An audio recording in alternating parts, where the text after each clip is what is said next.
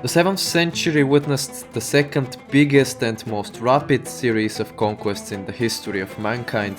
Emerging from the deserts of Arabia, the new religion of Islam would unite the local nomadic tribes under one banner. The successors of the Prophet Muhammad, also known as caliphs, would subjugate the entirety of the Middle East and North Africa.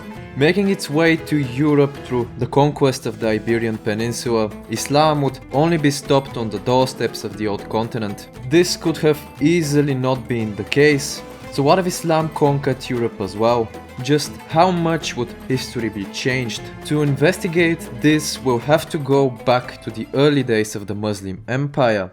With the death of the Prophet Muhammad in 632 AD, a fundamental question arose.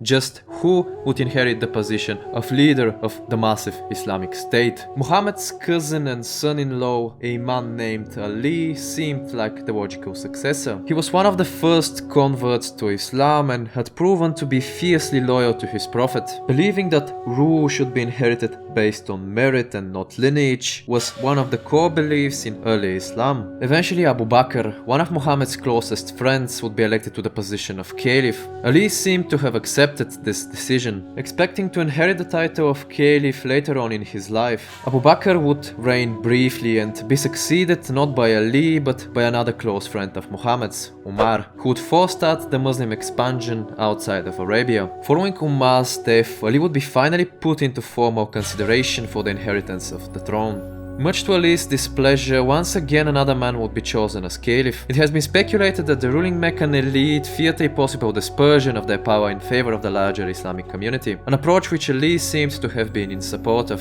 And thus, a man named Uthman was chosen as the third caliph instead of Ali. Uthman was a member of the influential Meccan Umayyad clan. His 12 years long reign would be marked by rapid expansion, encouragement of Arab settlement in the newly conquered territories, and much criticized nepotism. In opposition to the Islamic doctrine, Uthman began appointing fellow members of his clan in high positions. These actions of Uthman would eventually lead to civil war following his death in 656.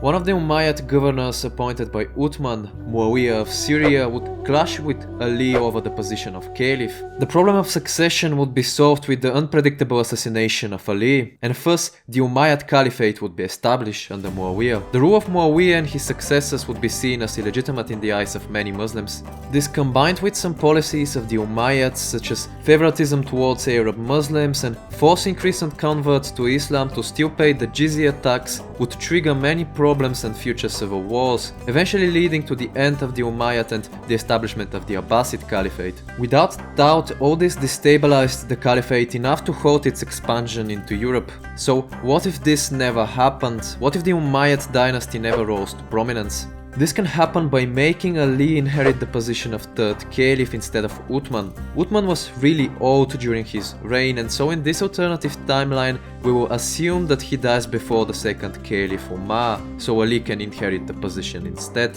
This would prevent the civil wars known as the First and Second Fitnas, enabling the Caliphate to focus on further expansion. Some of the policies which would be undertaken by Ali might hinder Islamic power at the beginning. Recognizing recent converts to Islam would mean reduced tax revenue.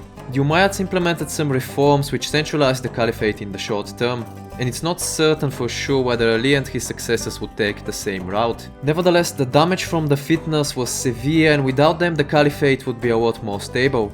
Having no challenge to his rule, Ali would focus on finding a way to incorporate more non-Muslim taxpayers into the Islamic State. A perfect opportunity would present itself to the north. The Caliph would plan a strike on the heart of Christendom, Constantinople, the capital of the Eastern Roman Empire. For the sake of this scenario, we will assume that the Muslim attack takes place just before the invention of Greek fire around the 670s. And so without this powerful ship-burning weapon, Islam conquers Constantinople, enabling the Muslims to expand into southeastern Europe as the Ottomans did in our timeline. The Roman Empire would survive in northern Africa and parts of Italy for a couple of decades. Nothing would be able to stop the Muslims now that Constantinople is theirs.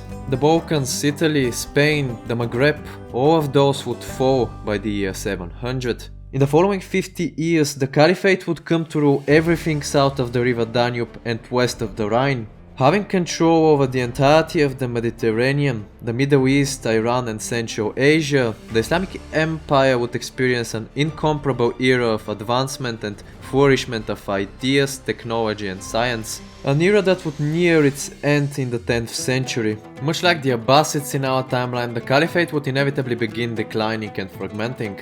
By the 900s, most of Europe would be home to a dozen Islamic emirates and the last bastions of Christianity in the British Isles and West Germany. Now let's talk a bit about the Christian populations of the region. To investigate what would the relationship between the Christians and their Muslim overlords be like, we can use examples such as Muslim Spain in our timeline. This is a controversial and debated topic, and we have to take into account that what we are talking about is the medieval era. In my probably flawed opinion, the relationship between the Muslims and Christians in Al-Andalus was ranging from peaceful coexistence to violent persecution depending on the period. And so that would basically sum up the Muslim-Christian relationship in our scenario.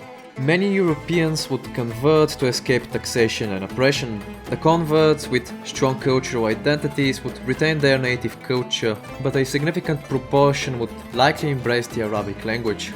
Islam would spread rapidly among the nomadic tribes of Pannonia and the European steppe, like the Avars, Bulgars and Pechenegs. Only the extreme south of Europe would become predominantly Muslim though, that being southern Italy, the Eastern Balkans, most of Spain and parts of France. Islam would likely fail to gain popularity among the non-nomadic pagan European tribes, even the ones that would be under Arab control, like the southern Slavs. Christianity itself took centuries before it was accepted by those groups. The only exception to the predominantly Muslim southern Europe would be Greece and eastern Anatolia, one of the first regions where Christianity became a major religion. The Eastern Roman Christian identity and culture would endure thanks to remote monasteries which preserved Orthodox culture during the Ottoman rule in our timeline. By the 11th century, the Muslims would have lost control over parts of northern Italy, Greece and France, but would keep a firm rule over most parts of southern Europe. With the Islamic Emirates being more advanced than the Christian kingdoms, the status quo in Europe would likely remain unchanged for a while.